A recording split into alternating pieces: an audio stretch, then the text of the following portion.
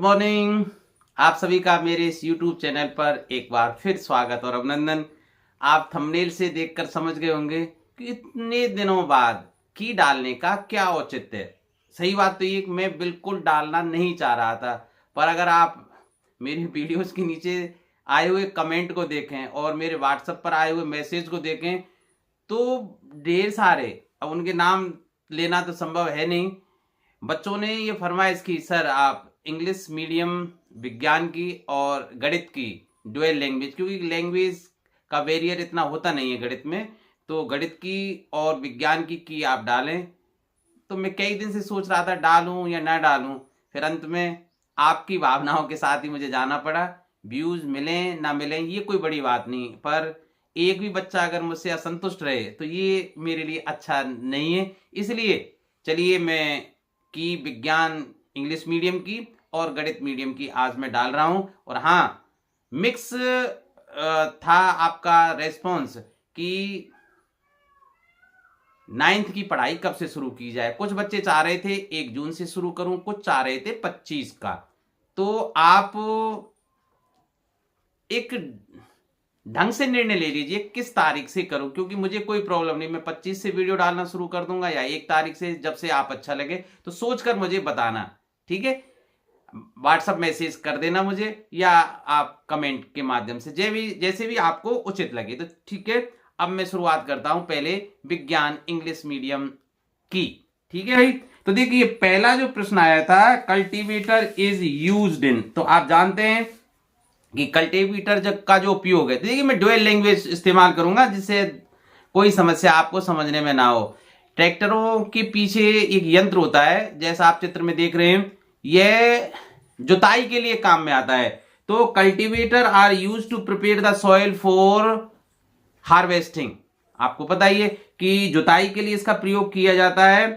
They are use to remove weeds. इसके अलावा इसका खरपतवार को हटाने के लिए प्रयोग किया जाता है, क्योंकि जब जुताई करेंगे तो जो अवांछित पौधे, अनवांटेड जो क्रॉप है, वो भी हट जाती है।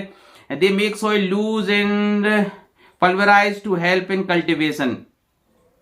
ठीक है भाई, तो इसमें आप देखेंगे कि वीडिंग, ये भी सही सा लगता है खरपतवार को हटाने पर। देखिए आप वीडिंग के लिए भी इसका प्रयोग करते हैं, हार्वेस्टिंग तो फसल हो जाती है, खैर इरिगेशन सिंचाई इसके लिए तो होता ही नहीं है। तो टाइलिंग ये हो जाएगा भाई ऑप्शन ए। ठीक है, तो option A will be correct one. Cultivator का उपयोग सबसे ज्यादा किसके लिए किया जाता है? देखिए ऑप्शन अगर आपको ऐसा लगे कि भाई इसके लिए भी होता है इसके लिए भी, तो सबसे ज्यादा उपयुक्त कौन सा रहेगा? जुताई के लिए। ठीक है, तो रस्ट डिसीज, अब देखिए rust disease of wheat occurs due to, आपने देखा होगा कि गेहूं की बाली में बिल्कुल ऐसा जंग जैसी लग जाती है, जैसा आप चित्र में देख रहे हैं। चित्र में तो थोड़ी हल्की लाल लिए आप देख रहे हैं, पर वो बिल्कुल पीले पीले कलर की होती है। तो ये बिल्कुल जंग जैसी लगता है, वो किसके कारण होती है? फंगस के कारण होता है भाई। ठीक है, तो और ये जो फंगस का नाम वो है, वो उसका नाम भी मैं आपको बता देता हूं, प्यूसिना ट्राइटिसिना। ठीक है, और ये मुख्यतः जो कवक के कारण जो होने वाला जो रोग है, गेहूं का रस्ट जिसे हम बोलते हैं, वो जौ में भी हो जाता है। ठीक है भाई, तो फंगस के कारण, इसमें ऑप्शन बी आपने भरा होगा। Which of the following is not a thermoplastic? Example of thermoplastic, आप जानते हैं थर्मोप्लास्टिक के बारे में कि thermoplastic is a class of polymer that can be softened through heating and then processed using method such as extraction, injection, modelling, thermoforming and blow moulding. ठीक है भाई, तो आप जानते हैं कि थर्मोप्लास्टिक वह प्लास्टिक होता है जिसको एक बार किसी रूप में परिवर्तित करने के पश्चात अगर उसको पुनः गर्म किया जाए तो अलग रूप में उसको हम परिवर्तित कर सकते हैं। तो देखिए थर्मोप्लास्टिक के पॉलीथीन थर्मोप्लास्टिक है भाई, टॉयज थर्मोप्लास्टिक है, कॉम्ब ये भी थर्मोप्लास्टिक है। तो इसमें पूछ क्या रहा था, विच of the following is not an example of thermoplastic? इनमें से कौन सा थर्मोप्लास्टिक का उपयुक्त उदाहरण नहीं है? तो इलेक्ट्रिकल जो स्विच हैं वो बेकेलाइट के बनाए जाते हैं, और bakelite is a example of thermosetting plastic. ठीक है, तो वो थर्मोसेटिंग का मतलब जानते हैं, जिसको हम बाद में उसकी शेप में परिवर्तन ना कर सकें हीटिंग के कारण। ठीक है, तो option D will be correct one here. Which of the following statement is correct. आपको ये 4 स्टेटमेंट दिए जो इनमें से सबसे ज्यादा सत्य आपको लगता है वो आपको बताना। All metals are ductile, partially correct because Hg is in liquid form, mercury is in a liquid form, mercury is a metal, most of the metals are in solid form but Hg is in liquid form, so it is not ductile. All non metals are ductile, totally wrong, ठीक है। Generally metals are ductile, ये सही है। Most of the metals are ductile, living 1 और 2, sodium, potassium, caesium भी नहीं है क्योंकि वो तो हथेली पर रखने पर ही पिघलने लग जाए, उसका जो मेल्टिंग पॉइंट है बहुत कम होता है, ठीक है। तो कुछ 2-4 को छोड़कर most of the metals are ductile. तो सबसे अच्छा ऑप्शन क्या रहेगा इसमें? सी रहेगा भाई। Which product of petroleum is used for road construction. देखिए ये प्रश्न 2 बार आया है, ठीक है। एक अलग प्रश्न भी आपको मिलेगा जो लघुत्रात्मक में 3 नंबर के लिए कि पेट्रोलियम के 2 घटकों के नाम लिखना है और उनके 2 उपयोग लिखना है, ठीक है। तो यहां अब देखिए पेट्रोल के घटक हैं, पेट्रोल, डीजल, पैराफिन, वैक्स, ये सब उसके घटक हैं। तो यहीं उत्तर मिल गया, 3 नंबर फोकट के यहीं से आप कॉपी कर सकते थे और साथ में उसमें वहां उपयोग भी पूछा है। तो देखिए which product of petroleum is used for road construction. आप जानते हैं रोड कंस्ट्रक्शन के लिए बिटुमेन का प्रयोग किया जाता है, पहले कोल तार का प्रयोग करते थे। तो सी ऑप्शन सही है भाई। विच of the following is an endangered animal.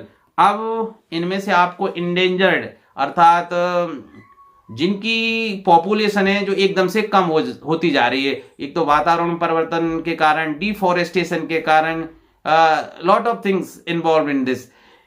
तो कुछ जो वाइल्ड एनिमल्स या बर्ड्स की जो पॉपुलेशन है एकदम से घटती जा रही है, तो उसमें ये है भाई। अब देखिए अगर हम 2020 की बात करें जो सर्वे हुआ था उसमें 10 स्पेसीज ऐसी हैं जो जिनका अस्तित्व खतरे में। तो उनमें बंगाल टाइगर, स्नो लेपर्ड, नाइट टायर, कश्मीरी रेड स्टेग और ब्लैक बक, ये कुछ ऐसे हैं। तो इनमें से जो सबसे ज्यादा है वो ब्लैक डियर लग रहा है मुझे। देखिए वैसे तो सही बात तो ये वाइल्ड बफेलो भी है, अगर हम भारत के परिप्रेक्ष्य में देखें तो वाइल्ड बफेलो भी आ जाएगी। लेकिन अगर इसी बात को हम अफ्रीका के उससे देखें तो वहां तो आपने जैसे देखा होगा टीवी चैनल्स में, तो वहां तो भैंसों की भरमार है। तो भारत में तो वाइल्ड बफेलो भी सही आ सकता है। तो मुझे ये सबसे सही कौन सा लग रहा है? ब्लैक डियर, ठीक है। काला हिरण सबसे ज्यादा है, ठीक है भाई, क्योंकि हर जगह इसकी कमी आ गई है। Internal fertilization takes place. अब ये तो नाम से ही पता लगा है इंटरनल फर्टिलाइजेशन, ठीक है। इंटरनल फर्टिलाइजेशन का मतलब आंतरिक निषेचन कहां होता है? मादा के शरीर के भीतर होता है, इनसाइड द फीमेल बॉडी। तो option A is correct one here. Players wear spike shoes. Player जो खिलाड़ी हैं वो स्पाइक के जूते क्यों पहनते थे? देखिए कुछ बच्चे, जब मैंने हिंदी मीडियम की अपलोड की थी तो उस समय कमेंट कर रहे थे सर कहीं कहीं ये लिखा हुआ है कि टू रिड्यूस द फ्रिक्शन। अरे रिड्यूस करने के लिए नहीं, ठीक है, टू इंक्रीज फ्रिक्शन, घर्षण बल बढ़ाने के लिए प्रयोग करते हैं जिससे वो स्लिप नहीं हो जाए, ठीक है। तो B is the correct one here, not A, ध्यान रखना भाई। Sound can be transmitted. We all know that a particular medium is needed for transmitting sound. We cannot hear sound at the moon because there is no medium, there is no particular medium or air. तो अब sound देखिए speed of sound सबसे ज्यादा कहां है? Highest किस में होती है? सॉलिड्स में, उसके बाद इन लिक्विड्स और सबसे कम होती है इन गैसेस, ठीक है। तो तीनों फॉर्म में आएगा इसमें, in solid, in liquid, in gases. तो option D is correct here, ठीक है। Good conductor of electricity is, आप जानते हैं wood is not a good conductor, insulator है वुड। आयरन गुड कंडक्टर, और सबसे अच्छा गुड कंडक्टर कौन है? चांदी है। नंबर 2 तांबा है, फिर एल्युमिनियम है, सोना है, ठीक है। ये सब आर गुड कंडक्टर, तो आयरन चलिए सही है भाई, प्लास्टिक बैड कंडक्टर, इंसुलेटर है, रबर ये भी इंसुलेटर है, तो इसमें option B will be correct one, easy one. The middle part of the earth is called, अब देखिए यहां थोड़ा सा हाँ अंतर है, देखिए अगर ये प्रश्न पूछता है the middle layer of the earth is, then mentally, अब इसमें क्या पूछ रहा है, middle part of the earth is internal core, ठीक है, तो option D will be correct one here, ठीक है भाई। और the core is centre of the earth and is made of two parts, the liquid outer core and the solid inner core. The outer core is made of nickel, iron and molten rocks. Temperature here can be reached up to 5000 centigrade. और इसमें भी काफी, और कुछ किताबों में ये 6000 centigrade भी लिखा हुआ है। देखिए एक जगह और अगर मैंने नेट पे सर्च किया था तो वहां लिखा हुआ था centre of earth is called the inner core. It is an extremely dense area composed mainly of metals where the temperature is above 6000 degrees Celsius. Part of this heat carried by the slow movement of molten matter rises toward the surface and warm Earth's crust. ठीक है, तो इसमें आपका D option हो जाएगा। When a glass rod is rubbed with a silk cloth, the rod, तो आपको पता ही कि जब कांच की छड़ को रेशम के टुकड़े से रगड़ा जाता है तो कांच की छड़ से जो इलेक्ट्रॉन है वो निकल कर कहां जाते हैं, कांच जो रेशम के टुकड़े पर आ जाते हैं, क्लॉथ पर आ जाते हैं। अब देखिए तो जब इलेक्ट्रॉन निकल कर कहां गए, रेशम के कपड़े पर, कहां से, रॉड, तो रॉड में इलेक्ट्रॉन की कमी होने के कारण वो पॉजिटिवली चार्ज होगी, और इलेक्ट्रॉनों की अधिकता कपड़े पर हो गई है तो वो नेगेटिवली चार्ज होगी, ध्यान रखना इसमें, ठीक है। तो इसमें आपको रटने वाली बात ये, कैसे ट्रिक से याद कर सकते हैं कि जो हार्डर होता है वो पॉजिटिवली चार्ज होता है, जो सॉफ्ट होता है, जो सॉफ्ट होता है वो हमेशा नेगेटिवली चार्ज होता है। तो इसमें पूछ क्या रहा है, दी रॉड, अब ध्यान रखना, the rod becomes positively charge and cloth becomes negatively charge, so option B will be correct here. Which of the following is not a member of solar family. अब आप जानते हैं कि सोलर फैमिली क्या होती है,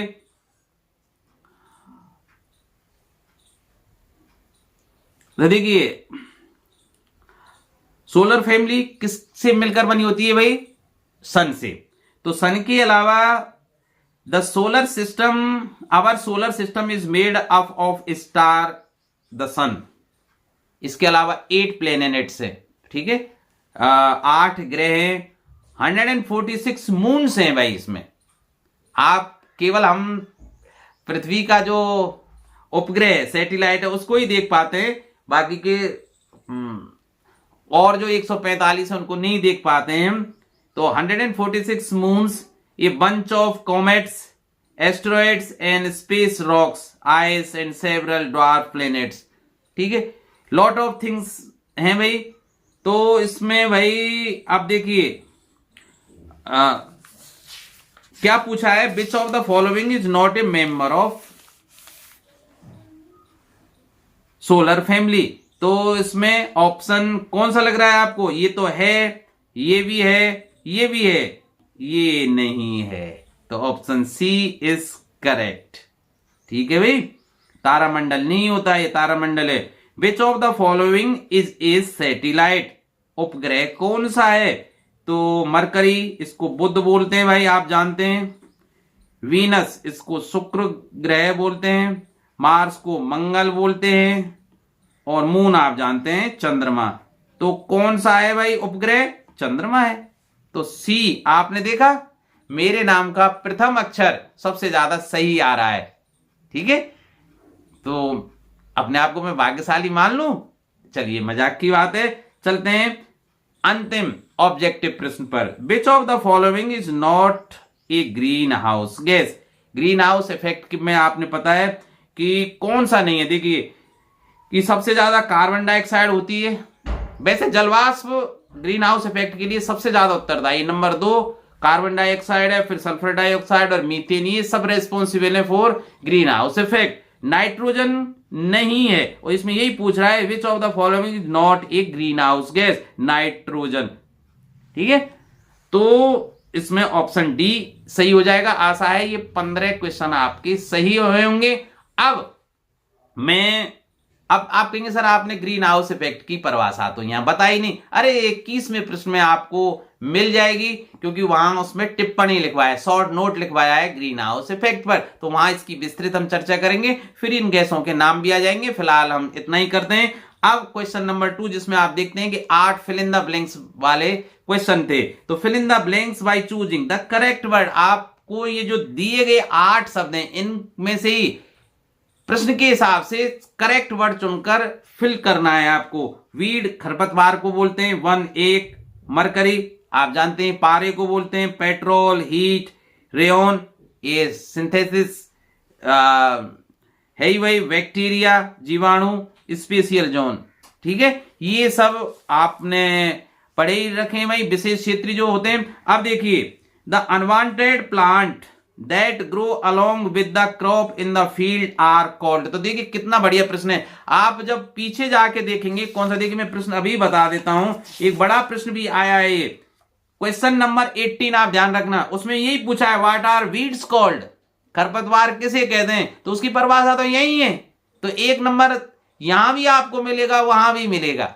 ठीक है, वीड्स की परिभाषा है भाई, तो the unwanted plant that grow along with the crop in the field are called weed, खरपतवार कहलाते हैं भाई। ठीक है, तो ये भर गया भाई पहले में, तो ये क्रॉस लगा दिया मैंने। चलिए, अब कॉलेरा इज कॉज्ड बाय, आपको पता है कॉलेरा या हैजा जीवाणु के कारण होता है, तो बैक्टीरिया कहां है भाई, ये रहा, तो इसमें बैक्टीरिया आ जाएगा भाई, bacteria.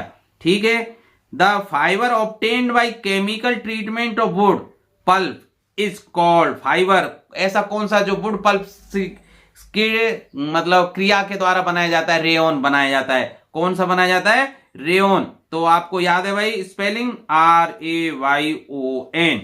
The name of the metal found in liquid state at room temperature, आपको बताइए कि ऐसी कौन सी धातु है जो कमरे के ताप पर द्रव अवस्था में पाई जाती है। थोड़ी देर पहले हम चर्चा कर ही रहे थे, मरकरी, पारा। ठीक है, और ये मरकरी आपको दिया गया है यहां, मरकरी। चलिए मैं एक बात और बताऊं कि अगर इसमें नॉन मेटल आ जाता तब क्या होता है, अगर प्रश्न आ जाता था name of the non metal found in liquid state at room temperature which is bromine. ठीक है, नॉन मेटल होता तो सही क्या होता, ब्रोमीन होता। Species found in a particular area is called special zone. ठीक है भाई, विशेष क्षेत्र, भाई विशेष क्षेत्र में पाए जाने वाली जो जातियां होती हैं उनको क्या बोलते हैं, विशेष क्षेत्र, स्पेशियल जोन। ठीक है, तो स्पेशियल जोन ये कब तक, ये भी भर गया भाई, बैक्टीरिया भी भर गया, रेयन भी भर गया, और मरकरी भी भर गया। तो देखिए अब क्या है, the number of the nucleus found in A zygote, आपको पता ही 1 होता है, तो इसमें 1 देखिए आंसर है, कहां है, 1 है, तो ये भी भर गया। अब हीट रह गया और पेट्रोल रह गया। ठीक है, तो अब आपको पता है is generated by friction, friction या घर्षण के कारण क्या उत्पन्न होती है, ऊष्मा उत्पन्न होती है, तो हीट आ जाएगा भाई यहां, heat is generated by friction is a fossil fuel, तो क्या है भाई इसमें, पेट्रोल आ जाएगी। पेट्रोल क्या है, जीवाश्मीय ईंधन है भाई, पेट्रोल। ठीक है, petrol is a fossil fuel. ठीक, अब आशा है आपने 8 के 8 सही किए होंगे। अब क्वेश्चन नंबर 3 पर आ जाइए। If the statement is true then write T and if the false then write F in the bracket. आपको ब्रैकेट में ट्रू और फॉल्स लिखना है। Sound can not transmit in vacuum. ठीक है भाई, वैक्यूम में नहीं ट्रांसमिट कर सकती, क्योंकि साउंड के ट्रांसमिट के लिए क्या होना चाहिए, कोई मीडियम होना चाहिए, और वैक्यूम में कोई मीडियम है ही नहीं, सो दिस इज ट्रू, तो टी आ जाएगा भाई।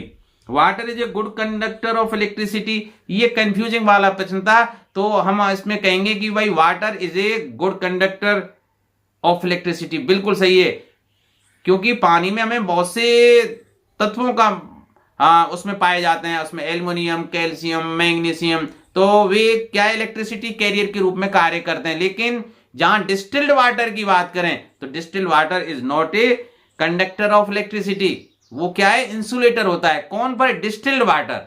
ठीक है, तो ये भी ट्रू है भाई। ठीक, a lightning conductor can not protect A building of from lightning, ये तो गलत है भाई, वो तो प्रोटेक्ट कर दिए, दिस इज फॉल्स स्टेटमेंट, तो यहां फॉल्स आ जाएगा भाई।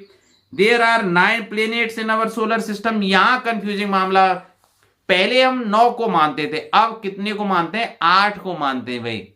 ठीक है, तो ये फॉल्स है। पर मैंने एक बात और सुनी है कि हालांकि मैं कॉपी जांचने नहीं गया, लेकिन आपकी जो उत्तर तालिका आई है बोर्ड की तरफ से कॉपियां जांचने वालों को, वहां इसको ट्रू माना गया है। तो जो मेरे एक दोस्त, मेरे साथी से बात हुई थी, वो बता रहे थे कि ऐसा हुआ है, तो साथियों ने हालांकि उसकी को नहीं माना, क्योंकि टीचर आप जानते हैं सब विद्वान है, अगर वहां से कोई बोर्ड से कोई गलती आती है तो वो शुद्ध कर लेते हैं। ठीक है, तो ये तो भाई 9 नहीं है, इसलिए फॉल्स माना जाएगा। ठीक है, कभी थे, अब 8 है। सूची आपकी स्क्रीन पर आप देख लीजिए। Pollutants are substance that pollute air and water, ये तो ट्रू है भाई। ठीक, तो आशा है नहीं, अभी तो आशा कहां है, अभी तो 2 और रह रहे हैं भाई। Plastic is a bad conductor of electricity, true है भाई। ठीक है, the conversion of fertile land into desert is called desertification, बिल्कुल सही है भाई, ये तो एकदम से सही है कि उर्वरक भूमि का मरुस्थल में परिवर्तन मरुस्थलीकरण कहलाता है। सो इट इज ट्रू, तो टी आ जाएगा। आशा है आपके सभी प्रश्न सही होंगे। अब चौथा प्रश्न देखिए, match the word given in column A with the column B, आपको कॉलम ए और कॉलम बी के शब्दों को मैच करना है, सुमेलित करना है। तो देखिए, खरीफ क्रॉप आप जानते हैं मेज एंड ग्राउंडनट, मक्का और मूंगफली होती है, तो इसका तो यहां हो गया भाई। ठीक है, अच्छा नहीं लग रहा है यार, इसको हटाता हूं मैं। ठीक है, तो चलिए, ठीक है, इसका तो इससे हो गया। अब देखिए, ये वायरस आप जानते हैं एड्स वायरस के कारण होता है। ठीक है, तो इसकी सेकंड का ए से हो जाएगा। ठीक है, अब देखिए, इंसुलेटर मतलब कुचालक। अब कुचालक कौन कौन से हैं भाई, आप टेफ्लॉन है, उसमें कुचालक है भाई। आपको पता है कि टेफ्लॉन एक बैक मतलब कौन है, थर्मोसेटिंग प्लास्टिक है। ठीक है, तो नॉन स्टिक कुकवेयर बनाने के जो काम आता है, तो इंसुलेटर कौन है, टेफ्लॉन, तो ये यहां हो जाएगा भाई। पेट्रोल आपको पता है मोटर फ्यूल की काम आता है। देखिए, एक उपयोग यहां आ गया, देख लिए, वो 3 नंबर यहां फोकट के दिला रहा है। पहले तो पूछ गया था कि 2 घटक कौन कौन से, और अब उपयोग भी आ गया। एक पेट्रोल का उपयोग यहां आ गया, और बिटमोन का उपयोग कहां किया जाता है, रोड कंस्ट्रक्शन में। तो वो पूरा 3 नंबर का प्रश्न आप यहीं से लिख सकते थे। तो मोटर फ्यूल, ठीक भाई। All product produce in testes में आप जानते हैं स्पर्म पैदा होते हैं। ठीक है, तो इस तरह से आपने इसको सुमेलित कर दिया होगा भाई। ठीक है, तो आप ऐसे भी लिख सकते थे कि फर्स्ट के आगे ई लिख देते भाई। ठीक, वायरस के आगे ए लिख देते, ये ए हो जाता। इंसुलेटर के आगे बी लिख देते, पेट्रोल के आगे सी लिख देते, ये क्रम से थे भाई, और इसके आगे डी लिख देते, तो बड़े क्रम से आ गए भाई। बस पहले ने क्रम बिगाड़ा था, बाकी के बिल्कुल सही आ गए। तो आशा है ये 5 के 5 आपके सही होंगे। अब आ जाइए छठे प्रश्न पर। तो छठे प्रश्न में आप जानते हैं कि ये सब कैसे होते हैं, शॉर्ट आंसर टाइप होते हैं, और इसको आपको 1 वर्ड में आंसर लिखना होता है, 10 to 15 वर्ड्स। तो अब देखिए, बताओ, first question is name the carrier of malaria disease. Malaria disease के कैरियर का नाम लिखना था। आप जानते हैं malaria is caused by plasmodium that is transmitted from one infected individual to healthy individual through female anopheles. मादा एनोफ्लीस जो मच्छर होता है उससे ये फैलता है। तो इसमें आंसर क्या लिखना था आपको, ए फीमेल। ठीक है भाई, एनोफ्लीज।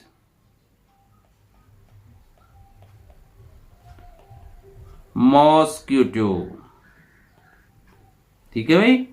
एक मादा एनोफ्लीज मच्छर, इसका एक कैरियर होता है, ठीक है, वाहक होता है। अब देखिए, what is spread on the carrom board to reduce friction while playing carrom. Carrom खेलते समय घर्षण को कम करने के लिए क्या छिड़का जाता है? Talcum powder. आप पाउडर लिख दें, टेल्कम पाउडर लिख दें, ठीक है। तो फ्रिक्शन को रिड्यूस करने के लिए पाउडर छिड़का जाता है, ठीक है भाई। तो as a lubrication we can say that as a lubrication we use talcum powder. तो क्या लिखूं? पाउडर लिख देता हूं। चलिए, आपने पाउडर लिख दिया तब भी ठीक है, और अगर टेल्कम पाउडर लिखा है और अच्छा है, ठीक है। Right the unit of frequency, आपको फ्रीक्वेंसी का यूनिट इसमें लिखना था, तो आपको पता ही SI unit of frequency is hertz. क्या है? हर्ट्ज। आपने ऐसे लिखा है HERTZ, लिख दिया पूरा, ये बिल्कुल सही है। आप ऐसे भी लिख कर आ सकते थे HZ, है ना। और अगर हर्ट्ज आपके दिमाग में नहीं आया तो आप क्या लिख सकते थे कि 1 hertz is the same as 1 cycle per second, ठीक है भाई। और आप जानते हैं फ्रीक्वेंसी की डेफिनेशन, है ना, number of cycles in 1 second, तो 1 साइकिल पर सेकेंड, ठीक है, हर्ट्ज कहलाता है। या ये किसकी परिभाषा है? 1 हर्ट्ज की, ठीक है। और अगर 60 हर्ट्ज है किसी की तो फ्रीक्वेंसी तब क्या कहेंगे? 60 साइकिल पर सेकेंड। ओके।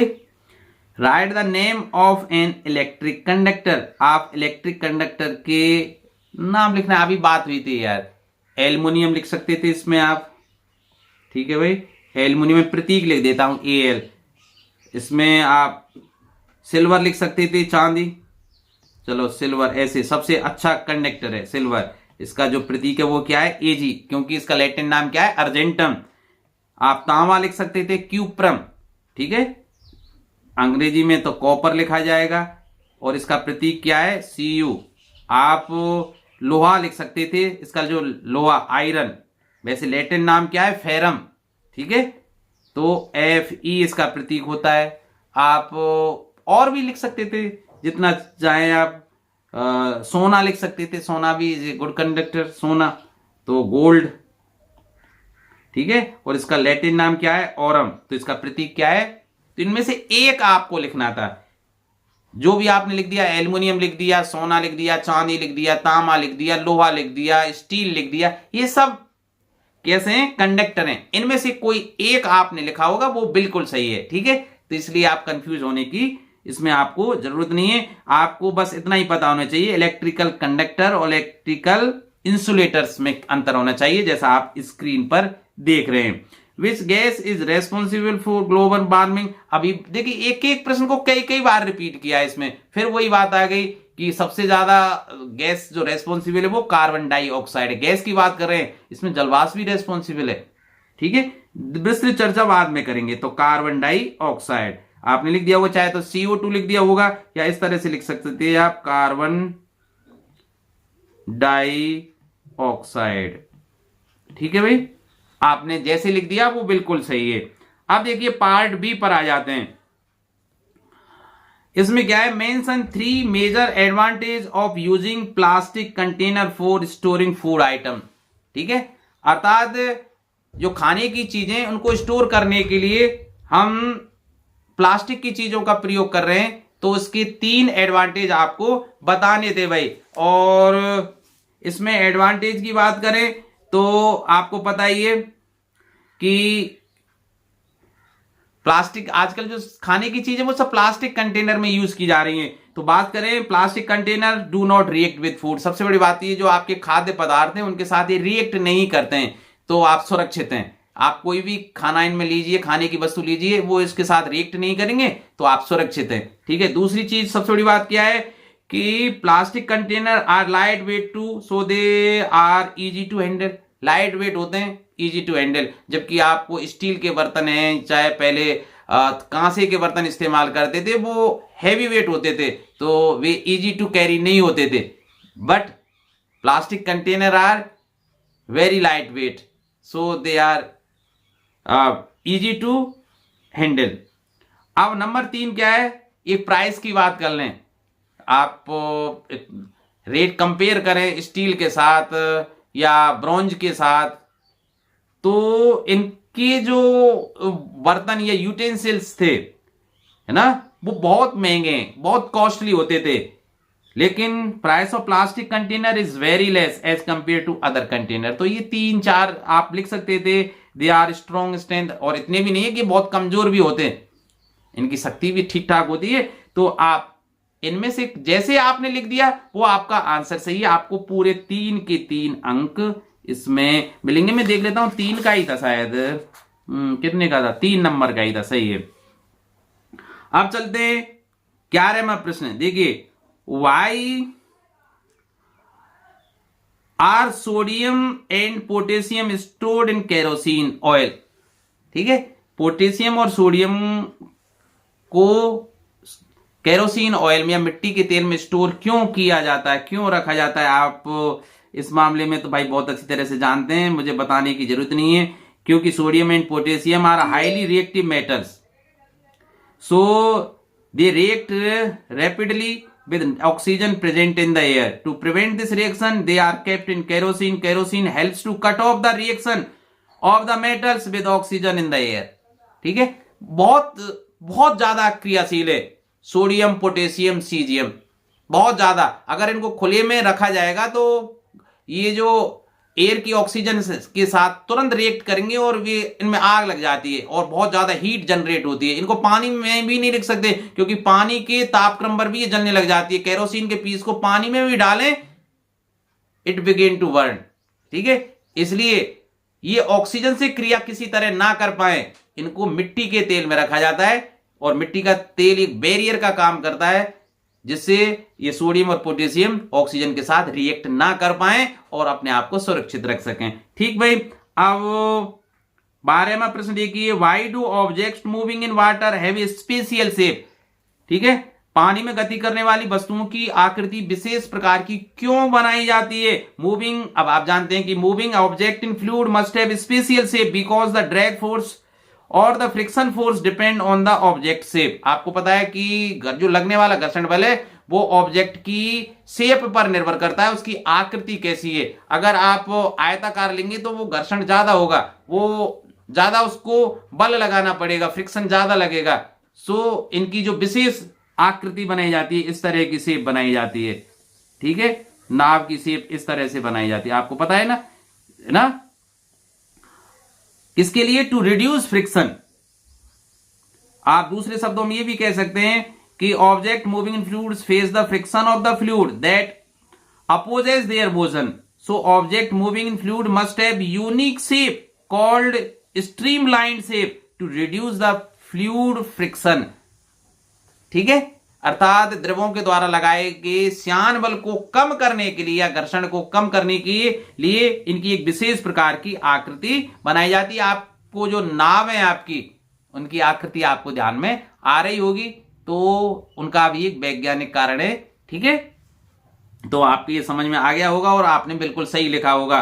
अब अगला प्रश्न है कि explain electroplating with an example. ये सारे प्रश्न 3-3 नंबर के चल रहे हैं भाई, अभी कितने 3-3 नंबर के चल रहे हैं। तो विद्युत लेपन को एक उदाहरण द्वारा आपको समझाना था भाई, तो मैंने ये पूरा आंसर लिख दिया है, विस्तृत रूप में लिख दिया है जिससे आपके अच्छी तरह से समझ में आ सके। चलिए मैं पढ़ के बता देता हूं। The process of depositing thin layer of any superior metal over an object of A cheaper metal with the help of electric current is called electroplating. अर्थात किसी सस्ती धातु पर किसी अन्य धातु की परत चढ़ाने की प्रक्रिया, वो भी किसके सहायता से?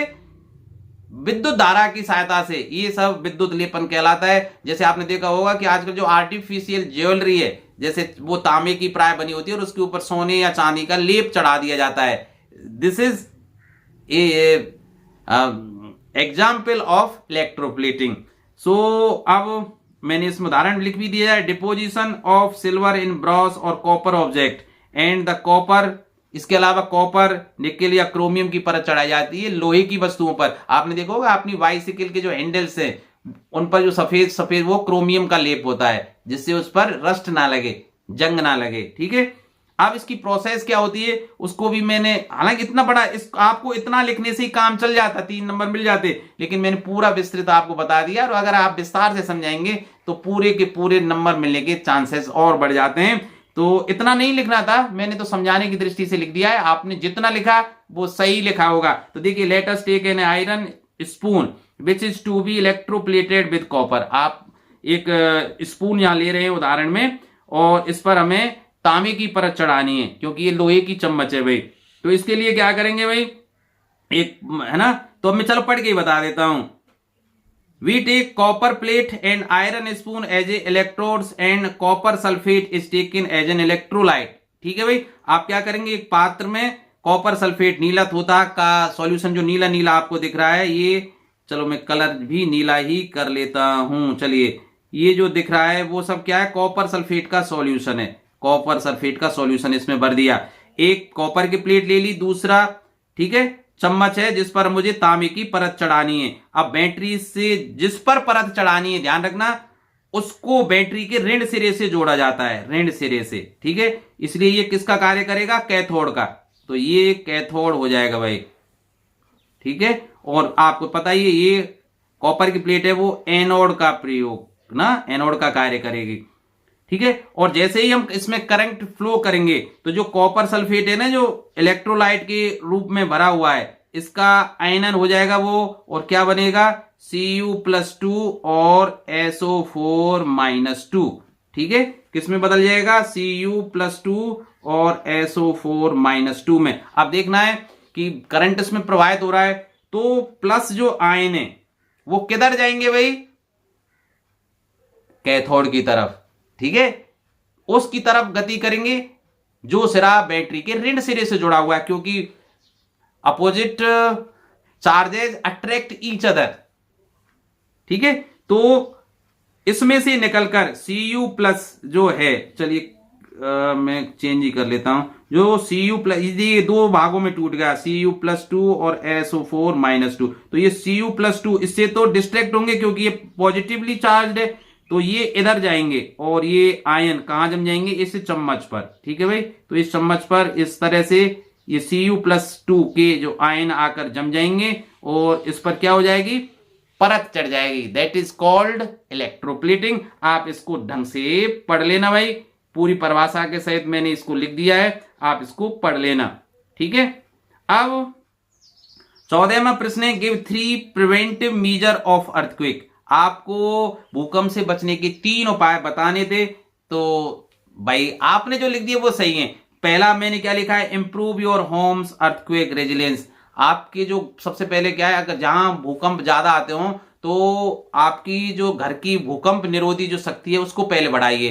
कहीं टूट फूट हो रही है उसको सही कराइए, खिड़की दरवाजों को चुस्त दुरुस्त कराइए, कहीं दराज हो रही हो है ना, दरारें हो रही हैं उनको सही कराइए। तो मैंने ये सब लिख दिया है, आप पढ़ लेना उसको। ठीक है, जैसे ये अपने होम को रिपेयर कर रहे हैं, कहीं दरारें हैं है ना, उनको भर रहे हैं, खिड़की दरवाजे लूज हैं तो उनको 2 व्यक्ति ये ठीक कर रहे हैं, चित्र के माध्यम से आप समझ लेना। दूसरा क्या है, इमीडिएटली फॉलोइंग एन अर्थक्वेक, भूकंप आ जाता है तब हम क्या करें, प्रिवेंट। तो सबसे पहले prevent fire and rescue escape routes. आपको आग नहीं लग जाए ऐसी व्यवस्था करनी है, गैस आपकी खुली हुई है उसको बंद करना है गैस के, और कनेक्शन विद्युत जो लाइट कनेक्शन है उनको हटा देना चाहिए और तुरंत ही घर से बाहर आ जाना चाहिए। जैसे ये लेडीज है बंद करके और तुरंत घर से बाहर भाग रही है। ठीक है, ये आपको करना है। इनको आप ढंग से पढ़ लेना यार, मैंने बहुत ढंग से लिख दिया है। इसके अलावा फिर क्या करना है, ठीक है, कि आप दीवारों के सहारे खड़े नहीं हो, ऐसी जगह खड़े हो, मतलब पोल्स के सहारे खड़े नहीं होना है, आपको दीवार के सहारे खड़े नहीं होना है, किसी पेड़ के नीचे तुरंत खड़े नहीं होना है, तुरंत भागकर कहां आना है, ओपन स्पेस में आना है। ठीक है, तो आपको don't get too close to cinder block walls और वेंडिंग मशीन, बास आउट द टेलीफोन पोल्स। ठीक है, देखिए ध्यान से, ये जैसे ये बच्चा इससे भाग रहा है, that are about to fall over dangling power lines. ठीक है, पावर लाइन्स के ऊपर गिर सकता है तो आग लगने के कारण, ठीक है, आप भी लपेटे में आ सकते हैं। If there is no open space nearby calmly assess your surroundings and move somewhere with a high degree of safety away from building। अगर कोई खुला स्थान नहीं है तो आप ऐसी जगह चले जाइए जहां आप अच्छे सेफ में, और कहीं नहीं मिल रहे और आप अंदर फंसी गए तो आप किसी वस्तु से अपने सर को ढकिए सबसे पहले, और किसी मेज जो या बेड जो आपको ऐसा लगे मजबूत है उसके नीचे आप घुस जाइए, ठीक है, जिससे छोटी मोटी वस्तुएं गिरे भाई छोट तो आपके सर की सुरक्षा हो जाए, और पूरा ही धराशायी हो जाता है तो भाई वो तो ईश्वर की लीला है। तो ये प्रिवेंटिव मीजर्स हैं जो आप अपना सकते हैं भूकंप के समय। आपने जो लिख दी है वो सही है। अब देखिए मैं जिस प्रश्न की बात कर रहा था वो ये प्रश्न है कि name 2 component of petroleum and there uses. आप अब देखिए पेट्रोलियम के ढेर सारे कंपोनेंट हैं। आप केरोसिन लिख सकते थे, पेट्रोल लिख सकते थे, डीजल लिख सकते थे, ठीक है, आप एलपीजी लिख सकते थे, आप बिटुमन लिख सकते थे, आप लुब्रिकेटिंग ऑयल लिख सकते, पैराक्सिन है ना, पैराफिन वैक्स लिख सकते थे। जो आपने लिख दिया वो सही है। इनमें से 2 आपको लिखने थे और इनके 2 उपयोग है। आप डीजल पेट्रोल इनमें तो आप एज ए फ्यूल लिख सकते थे। यहां जैसे मैंने लिख दिया एलपीजी, आप एलपीजी का मतलब जैसे एल का मतलब लिक्विड, पी का मतलब पेट्रोलियम और जी का मतलब गैस, ठीक है। तो किसके लिए की जाता है एलपीजी का उपयोग? फ्यूल और फॉर होम एंड इंडस्ट्री, ठीक है, घर में और फैक्ट्रियों में ईंधन के रूप में इसका प्रयोग किया जाता है। लुब्रिकेटिंग ऑयल आप जानते हैं हर किसी भी प्रकार का इंजन हो, चाहे वो कार का है, बस का है, ट्रक का है, हवाई जहाज का है, सब में लुब्रिकेटिंग ऑयल्स का प्रयोग किया जाता है। Used for lubrication in machines and engines to reduce friction, ठीक। पैराफिन वैक्स आप जानते हैं ऑइंटमेंट जिसने बने आए हैं, कैंडल्स हैं, बेसलिन एटसेट्रा, ये सब किसकी बनी होती हैं? वैक्स की, मोम की बनी होती हैं। इसके अलावा बिटुमेन है, used to surface roads and in making black paints, road बनाने के लिए और काले जो पेंट होते हैं उनको बनाने के लिए बिटुमेन का प्रयोग किया जाता है। इनमें से आपने कोई 2 लिखे होंगे वो सही हैं, ठीक है। तो इसलिए आप देख लेना आपने कौन से 2 लिखे थे। अब draw the level diagram end of the solar system. आपको सौर परिवार का नामांकित चित्र बनाना था। तो देखिए मैंने इसको बना दिया है, आप इसको ढंग से देख लेना भाई। ये सन है भाई, ये रेड है, आपको सब दिख नहीं रहा होगा तो मैं चलिए तो ये तो सन है, ठीक है। अब इसके जो नियरेस्ट प्लेनेट है वो कौन है? मरकरी अर्थात बुध है। और देखिए ये अर्थ है, और अर्थ के नियरेस्ट कौन सा है? वीनस, ठीक है, शुक्र, ठीक है, ध्यान रखना। सन के नियरेस्ट बुध बनाना था और अर्थ के नियरेस्ट शुक्र बनाना था, आपको वीनस बनाना था। फिर ज्यूपिटर है भाई, बृहस्पति आपको पता है कि ये सबसे बड़ा है, इसकी जो शेप आपने सबसे बड़ी बनाई होगी, लार्जेस्ट प्लेनेट है भाई। फिर आपने देखिए सैटर्न है और आपको इसके चारों रिंग्स ही दिख रही हैं, वलय संरचना होती है सैटर्न की। फिर यूरेनस और नेपच्यून। इस तरह से आपने इसको बनाया होगा, मुझे पूर्ण विश्वास है आपने बिल्कुल सही बनाया होगा। फिर draw a level diagram of female reproductive system, आपको मादा जनन तंत्र का नामांकित चित्र भी बनाना था। ये रहा आपका, जैसे ये आपकी ओवेरियन, ये है, ये क्या है? ओवेरियन लिगामेंट है भाई, ठीक है। ऐसे फनल ऑफ ओविडक्ट या ओवरी जिसको बोलते हैं, ये यहाँ है भाई। ये फेलोपियन ट्यूब है जो एक को लाने का कार्य करती है, स्पर्म और जम मिल जाते हैं। ये यूटेरस है भाई। इसके अलावा ये जो लाइनिंग है, यूटेरस लाइनिंग है, ये सर्विक्स है भाई। और यहाँ यूटेरस मस्कुलर वॉल है, ये उसकी सुरक्षा दीवार एक तरह से कह सकते हैं। ये एरिया आप जानते हैं, ठीक है। तो आपने इसको ढंग से बना दिया होगा और नाम भी इसके पार्ट्स के लिख दिए होंगे। आप देखिए 18वां प्रश्न देखिए, what are weeds called, how are you weeds controlled, ठीक है। हाउ आर यू नहीं लिखना था भाई, हाउ आर वीड्स कंट्रोल, खरपतवार पर नियंत्रण कैसे किया जाता है, एक्सप्लेन, आपको वर्णन करना है, ठीक है। तो ये मैंने लिखा था भाई, तो इसमें थोड़ी सी गलती हो जाती है यार। और अथवा में भी था इसमें कि how are seeds store, explain, तो ये 4 नंबर का था भाई।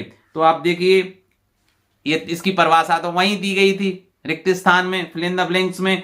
The unwanted plants which grow along with a cultivated crop are called weeds. The type of weeds vary from field to field. भाई खरपतवार खेत से खेत अलग अलग होती है, हर जगह की खरपतवार अलग होगी, फसल जो फसल है उसमें खरपतवार अलग तरह की होती है। तो ये वेरी करती है field to field, crop to crop, season to season, season से बरसा के दिनों में अलग तरह की खरपतवार उगती है, खरीफ की जब फसल बोते हैं तब अलग, और रबी की फसल बोते हैं तब अलग। ठीक है, उदाहरण यहां मैंने दिए गए वाइल्ड ओट, ग्रास, ये उदाहरण इसके खरपतवार के दिए थे। मुख्य बात क्या थी कि इसको कंट्रोल कैसे किया जाए। Weeds can be controlled using weedicides. ठीक है, खरपतवार नाशक जो दवाइयां होती हैं उनका प्रयोग करके हम इनको कंट्रोल कर सकते हैं। इसके अलावा कल्टीवेशन से भी, जोत कर भी, ठीक है, कल्टीवेटर का उपयोग करके गर्मियों में अगर जोत दें तो जो वीट के जो बीज हैं वो गर्मियों में नष्ट हो जाते हैं। तो इसमें लिख दिया मैंने, it is a chemical which is spread in the field to kill all available weeds. Weedicides are not harmful to crops, ये फसलों को नुकसान नहीं पहुंचाते। टाइलिंग बिफोर सोइंग, ये भी सही है, देखिए जोतना, बीज को बोने से पहले खेत को जोतना। Crop are also helpful in removing weeds. ठीक है भाई, टाइलिंग अपरूट्स द वीड, जोतने से वो उखड़ जाते हैं और नष्ट हो जाते हैं। तो ये आपको लिखना था 4 नंबर में, बहुत सरल सा प्रश्न था यार, ये मुफ्त के 4 नंबर थे। ठीक है, उसके अलावा अब देखिए, अब 19वां प्रश्न देखिए कि how is deforestation reduced the rainfall rate. One जो कम हो रहे हैं, वनों की जो कटौती हो रही है, उन्होंने वर्षा को किस तरह से प्रभावित किया है समझाना है। और अथवा में क्या था, right A short note on the following, national park पर और इंडेंजर्ड एनिमल। देखिए इंडेंजर्ड एनिमल वहां भी आया था और यहां भी आ गया था, तो इन दोनों में से दोनों ही सरल प्रश्न थे। तो आपने डिफॉरेस्टेशन वाला किया होगा या ये किया होगा, चलो मैं दोनों को बता देता हूं, आप अपने हिसाब से उनको मैच कर लेना, क्योंकि आप थोड़ा सा तो भूल भी गए होंगे। तो deforestation leads to reduce rainfall, वनोन्मूलन से क्या है, वर्षा कम हुई है। क्यों कम हुई है, because it reduce the natural cycling of moisture from soils. ठीक, this cycling takes place through vegetation and return to the form of rainfall. भाई वर्षा के से जमीन में आई, ठीक है, पानी को पेड़ पौधे जड़ों के द्वारा ग्रहण करेंगे, फिर जो बाष्पोत्सर्जन की क्रिया होगी फोटोसिंथेसिस के समय, प्रकाश संश्लेषण की क्रिया के समय जो बाष्पीकरण होता है, तो वो फिर वातावरण में चला जाता है पानी। तो इस तरह से पानी का एक साइकिल पूरा हो जाता है। ठीक है, वातावरण से वर्षा के रूप में पानी नीचे आता है, पेड़ पौधों की जड़ें उसको ग्रहण करती हैं, बाष्पोत्सर्जन की क्रिया होती है, तो उसके द्वारा फिर ये वापस वायुमंडल में पहुंच जाता है। और अगर डिफॉरेस्टेशन हो गया, पेड़ पौधे ही नहीं रहेंगे, तो पानी आ तो गया, वापस जाएगा ही नहीं, और जाएगा ही नहीं तो वर्षा किस रूप में होगी भाई। Trees and plants help maintain the water cycle in earth. ढंग से समझ लीजिए, trees and plants absorb water from earth through the roots. This water goes back into the atmosphere through transpiration या evaporation of water through leaves. This water vapor later leads to rain. If plants and trees are cut, then less water will evaporate in the atmosphere. पेड़ काट दिए जाएंगे तो कम पानी का वाष्पीकरण होगा, which leads to reduce rainfall, जिससे बरसात में भी क्या आएगी, कमी आएगी भाई। तो आप देखिए दूसरा प्रश्न था कि right A short note on the following, आपको इन पर शॉर्ट नोट लिखना था। तो देखिए मैंने दोनों पर लिख दिया है। नेशनल पार्क, आप जानते हैं नेशनल पार्क, राष्ट्रीय जो पार्क हैं वो क्या होते हैं, national park and area set aside by a national government और for the preservation of the natural environment. प्राकृतिक वातावरण को बनाए रखने के लिए गवर्नमेंट जो एक विशेष एरिया को संरक्षित क्षेत्र बनाती है वो नेशनल पार्क कहलाता है। ये नेशनल पार्क में be set aside for purpose of public recreation, public के मनोरंजन के लिए भी पब्लिक पार्क बनाए जाते हैं, एंड एंजॉयमेंट, और बिकॉज ऑफ इट्स हिस्टोरिकल और साइंटिफिक इंटरेस्ट। तो क्यों बनाए जाते हैं इसको आपने ढंग से पढ़ लिया। The main purpose of a national park is to protect the natural environment of the area and conservation of biodiversity. ठीक है, बायोडाइवर्सिटी को आपको संरक्षित रखना है, कंजर्व रखना है, इसलिए इसका मुख्य उद्देश्य होता है नेशनल पार्क को बनाने का। Also to promote education and recreation, ठीक है, ये भी कारण होते हैं। In India national parks are IUCN category second protected areas, preserving our rich natural diversity is essential to mankind's survival on the planet earth. ठीक है भाई, मैंने ज्यादा लिख दिया, आपने जितना भी इसको लिख दिया था वो बिल्कुल सही लिखा होगा। और देखिए अब यहाँ थोड़ा सा स्पेस में कम रहेगी, इसलिए मैं इसको ऊपर लिख दिया था कि इंडेंजर्ड स्पीसीज क्या है, या इंडेंजर्ड एनिमल जो आया था, तो endangered species any species that is at risk of extinction because of a sudden rapid decrease in its population, अचानक से इनकी जनसंख्या में तेजी से कमी आ जाए तो वो संकटापन जंतु कहलाते हैं। और loss of its critical habitat, previously any species of plant और animal that was threatened with extinction could be called an endangered species.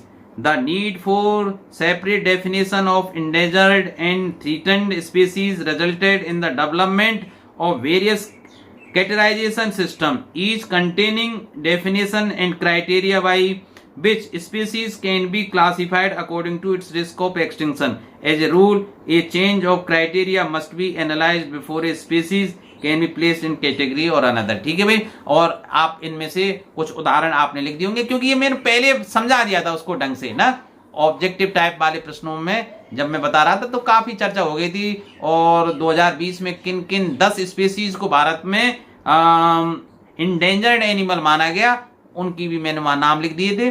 ठीक है, तो ये 19वां प्रश्न ये पूरा होता है इसी के साथ। अब पहुंचते हैं हम 20वां प्रश्न, describe how a noise pollution is harmful to human being. शोर प्रदूषण किस तरह से हानिकारक है मानव के लिए, वो आपको लिखना था। या बहुत आसान था भाई, 4 नंबर की, दैट्स टू इजी, और बड़ा भी नहीं था वैसे। फिर दूसरा, in the following musical instrument identify the part which vibrates to produce sound। आपको वो देखना था ढोलक में, सितार में, फ्लूट में और मजीरा में। तो पहले बात करते हैं नॉइज पॉल्यूशन कैसे हार्मफुल है ह्यूमन बीइंग्स के लिए। Noise pollution is caused in different ways, mainly vehicle industries are the source of noise pollution. ठीक भाई, noise pollutions can cause temporary और परमानेंट डीफनिंग। सबसे बड़ी बात ये कि शोर प्रदूषण के कारण आप हमेशा के लिए बहरे हो सकते हैं या कुछ समय के लिए बहरे हो सकते हैं, मतलब कैन कॉज टेम्परेरी और परमानेंट डीफनिंग, बहरापन आ सकता है हमें। Noise pollution can cause many health related problems. कौन कौन सी समस्याएं हेल्थ रिलेटेड हो सकती हैं? हेडेक, सिर दर्द हो सकता है, हाई ब्लड प्रेशर बढ़ सकता है आपका। It can cause mental illness due to lack of sleep. ज्यादा शोर प्रदूषण होगा तो आप सोएंगे कम, तो lack of sleep, mental illness, आप मानसिक रूप से परेशान हो सकते हैं भाई। Excessive noise in the surrounding can also cause health related problem like hypertension. ठीक है, जिस हाई ब्लड प्रेशर, वही बात आ गई। एंजाइटी, आप अवसाद में जा सकते हैं, चिंताग्रस्त हो सकते हैं, एंड मेनी मोर, और अनेक समस्याएं पैदा हो सकती हैं। किसी को चक्कर आना हो सकता है, ठीक है, किसी को वॉमिटिंग हो सकती है। तो ये कुछ कारण है, ये हेल्थ इश्यूज हैं जो नॉइज पॉल्यूशन के कारण होते हैं। It hampers a person focus और कंसंट्रेशन। इसके अलावा जो ध्यान केंद्रित करने की क्षमता, जैसे आप ज्यादा शोर प्रदूषण हो रहा है तो क्या उस परिस्थिति में आप पढ़ पाओगे? नहीं पढ़ पाओगे। ठीक है, तो it hampers a person focus और concentration. Loud noise can cause cardiac arrest. किसी किसी को तो कार्डियक, जो आप है ना डीजे बहुत जो हाई वॉल्यूम पर, हाई पिच पर जब चलता है, तो जब वो बजता है तो हार्ट ऐसे धधक धधक इस तरह से करता है, तो कार्डियक अरेस्ट भी हो सकता है, हृदय हार्ट अटैक हो सकता है ना। For a person suffering from any heart disease, अगर कोई हृदय रोग से पीड़ित व्यक्ति है तो उसको सडन हार्ट अटैक आ सकता है, कार्डियक अरेस्ट हो सकता है, अचानक से हृदय की गति रुक सकती है। तो ये कारण है। इनमें से आपने जो लिख दिए वो सही है, आपने जो लिखे सही लिखेंगे यार, मुझे पूरा विश्वास है। अब दूसरे प्रश्न पर आते हैं कि आपको इसमें क्या करना था कि इंस्ट्रूमेंट जो दिए गए 4, ढोलक, सितार, फ्लूट और मंजीरा, इनके उस पार्ट को आइडेंटिफाई करना है विच वाइब्रेट्स टू प्रोड्यूस साउंड, जिसको बजाते समय वो वाइब्रेट करता है और उसी के कारण ध्वनि निकलती है, आवाज निकलती है। तो सबसे पहले हम ढोलक की बात करते हैं। तो देखिए मैंने इस तरह से लिख दिए हैं भाई, चलिए इसको हटाता हूं यार, अच्छा नहीं लग रहा है, ठीक है। तो देखिए ढोलक में, ढोलक is a musical instrument which has a thin stressed membrane. आपको पता ही है पतली परत होती है चमड़े की, और आजकल तो प्लास्टिक की भी बनाने लग जाती है, जैसे ये है ना, ये चमड़े की है, ठीक है। इसमें दिखा हुआ है, इधर को भी वो पार्ट दिख नहीं रहा है। When the head is beaten gently to stress membrane start to vibrate, ठीक है। यहां थाप जब लगती है, धप धप की आवाज इस तरह से यहां करते हैं, तब ये यहां प्रोड्यूस होता है, ठीक है। तो ये हिस्सा वाइब्रेट करता है। The sound is produced bye the vibration of this thin stretch membrane, ठीक है। जो ये चमड़े की या प्लास्टिक की जो परत बनी होती है, ये वाइब्रेट करती है। अब बात करते हैं हम सितार की। Sitar is a musical instrument which has stressed strings. इसमें छोटे छोटे तार लगे हुए होते हैं, जैसा आप देख रहे हैं इसमें ना, ये तार लगे हुए हैं इस तरह से। ये the sound is produced bye the vibration of these stressed things, ठीक है। इन तारों में ही होता है, जब उंगली से इस तरह से, इसमें उंगली से इस तरह से इनको बजाते हैं तो वो तार है ना स्ट्रेस्ड है, उनमें वाइब्रेशन उत्पन्न होता है। अब बात करते हैं फ्लूट। बांसुरी आपने बजाई है। Flute is a musical instrument which is hollow pipe with holes. When air is blown in the pipe, जब इस पाइप में हवा दी जाती है यहां से, the air inside the pipe vibrates, तो ठीक है, which produce sound. So we can say the sound is produced by air column inside. इस फ्लूट के अंदर जो एयर कॉलम, वायु स्तंभ जो बनता है, वहां वाइब्रेशन उत्पन्न होता है। उसी के कारण जब वो एयर निकलती है इन छिद्र से, इन छिद्रों से, तब ठीक है, उंगली भी इस तरह से करते हैं, एयर को निकालते हैं, तब साउंड प्रोड्यूस होती है, ठीक है। तो आपको क्या लिखना था, air column inside the flute, ये लिखना था। अब बात करते हैं मजीरा। Majira is also a sound instrument which makes sound by hitting the pair clamber. ये है ना, जो ये और ये, इन दोनों को आपस में जब टकराते हैं तो साउंड उत्पन्न होती है। Hence majira is an example of percussion instrument, ठीक है। Sound created by the vibration movement of the two clash cymbals. ये आपको आंसर लिखना था भाई। अब लास्ट प्रश्न पर आते हैं, ये भी 4 नंबर का है, ठीक है। 18 प्रश्न के बाद 4 नंबर का ये प्रश्न चल रहे हैं। 18, 19, 20 और 21, ये सभी 4 नंबर के प्रश्न थे। अब देखिए, right short notes on the following, green house effect and water pollution. आपको इन दोनों पर, ग्रीन हाउस इफेक्ट और वाटर पॉल्यूशन, जल प्रदूषण पर टिप्पणी लिखनी थी। और describe the crisis on beauty of the Taj Mahal. Taj Mahal की सुंदरता में ग्रहण लग गया है, किसके कारण लग गया है, इसको आपको बताना था भाई। तो सबसे पहले हम बात करते हैं ग्रीन हाउस इफेक्ट की, ठीक है। वैसे थोड़ी सी चर्चा पहले कर चुके हैं, चलिए बात करते हैं। तो green house effect is a warming of earth surface and troposphere. Troposphere किसको बोलते हैं, the lowest layer of the atmosphere, caused by the presence of water vapour. किसके कारण, जलवाष्प, कार्बन डाइऑक्साइड, मीथेन, ये 3 जो गैसें सबसे ज्यादा खतरनाक हैं। इसके अलावा सल्फर डाइऑक्साइड भी होती है। And certain other gases in the air of those gases known as green houses gases. इन गैसों को ग्रीन हाउसेस गैसों के नाम से पुकारा जाता है। Water vapour has the largest effect. जलवाष्प का सबसे ज्यादा इफेक्ट होता है। The greenhouse effect is the way in which heat is trapped close to earth surface. भाई सीधी सी बात है, दिन के समय सूर्य की जो किरणें आती हैं हमारे अर्थ सरफेस को वार्म करती हैं, गर्म करती हैं, हीट प्रोड्यूस करती हैं, और ये हीट वापस एनवायरनमेंट में चली जाती है, वातावरण में शाम के समय चली जाती थी। लेकिन एक्सेसिव जो मात्रा बढ़ी है कार्बन डाइऑक्साइड की, जलवाष्प की, मीथेन की, सल्फर डाइऑक्साइड की, ये चारों ओर एक परत बना रहे हैं, क्योंकि ये हवा से ज्यादा हैवी हैं, डेंस हैं। तो ये परत बना देते हैं, तो जो हीट वापस परावर्तित होकर शाम के समय वातावरण में लौटती है उसको ये वातावरण में वापस जाने नहीं देते हैं। इसके कारण वो हीट जमीन पर ही रह जाती है और यही कारण है कि पृथ्वी का तापक्रम हर साल बढ़ता जा रहा है। और इसी के कारण कम से कम राजस्थान में जहां हम रह रहे हैं ऐसा लगता है कि यार ये धरती कुछ समय बाद रहने लायक नहीं रहेगी, क्योंकि तापमान आप देख रहे हैं मई के महीने में भी 48 सेंटीग्रेड तक पहुंच रहा है। तो कुछ ना कुछ करना होगा और इसका मुख्य कारण डिफॉरेस्टेशन है यार। अगर पेड़ पौधे होंगे तो ऑटोमेटिक धरती कम गर्म होगी।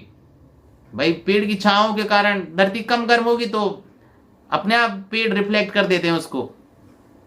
ठीक है भाई, तो इसको आप ढंग से पढ़ लेना। वैसे आप इसको अच्छी तरह से जानते हैं। वाटर पॉल्यूशन, तो यार मैं क्या बताने जा रहा हूं, आप बहुत अच्छा जानते हैं। Water pollution is the contamination of water sources by substances which make the water unusable for drinking.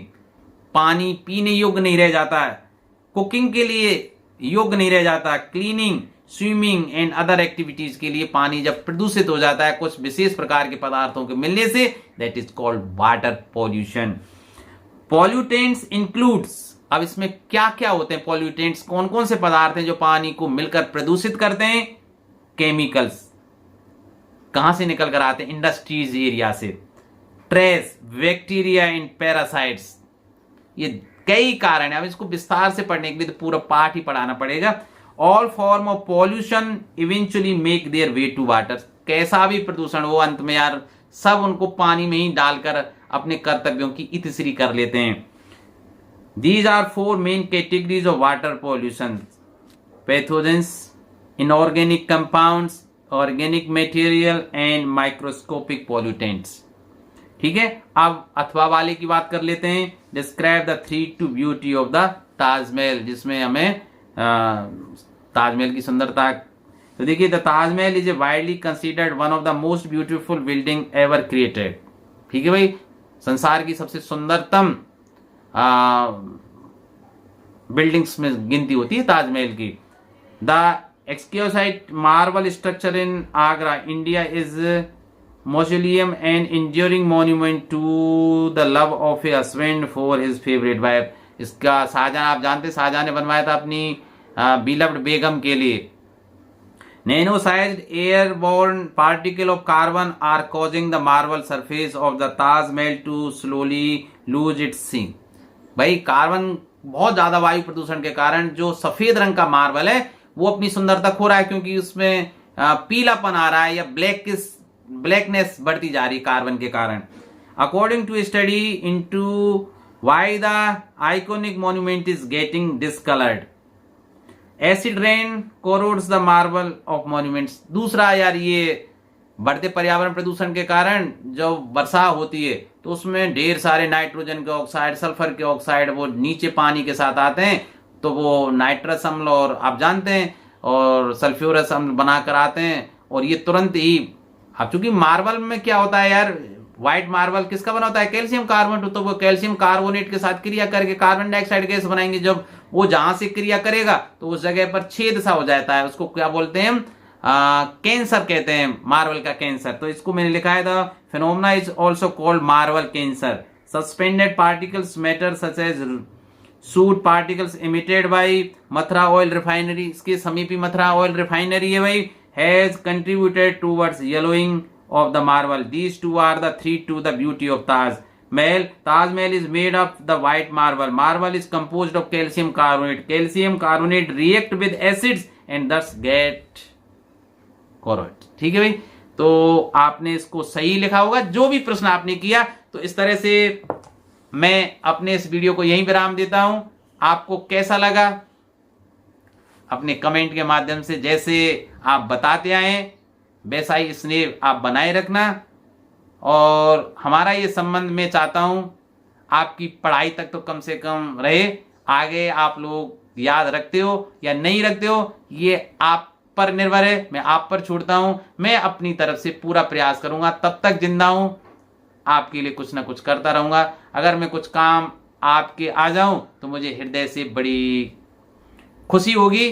तो इसी के साथ वीडियो को मैं यहीं विराम देता हूं। आप इसी तरह पढ़ते रहिए, मुस्कुराते रहिए और अच्छे नागरिक बनकर अपने देश, अपने परिवार, अपने समाज का नाम रोशन कीजिए और माँ बाप को अपना सर ऊंचा उठाकर चलने की आप ही लोग हैं, उनके सर को झुका भी सकते हैं, सर को ऊंचा उठा भी सकते हैं।